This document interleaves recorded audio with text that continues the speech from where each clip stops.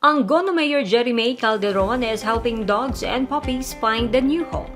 In a Facebook post, Calderon visited a barangay to help a resident have some dogs adopted. The puppies are half Labradors.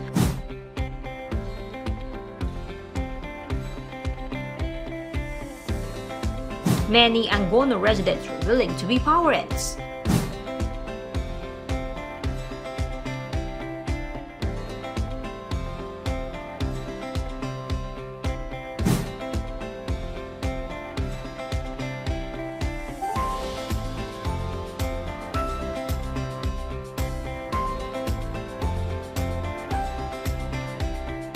Calderon found new homes for the puppies that same day she posted the photos on Facebook.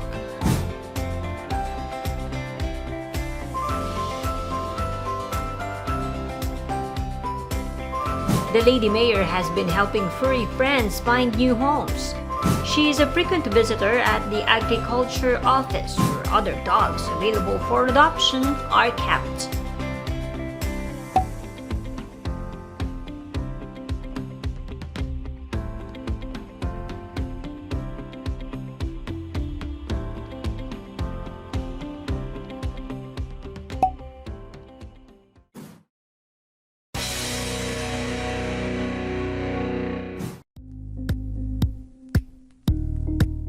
Thank you for watching Politico TV. Please like and subscribe to our channel for more videos.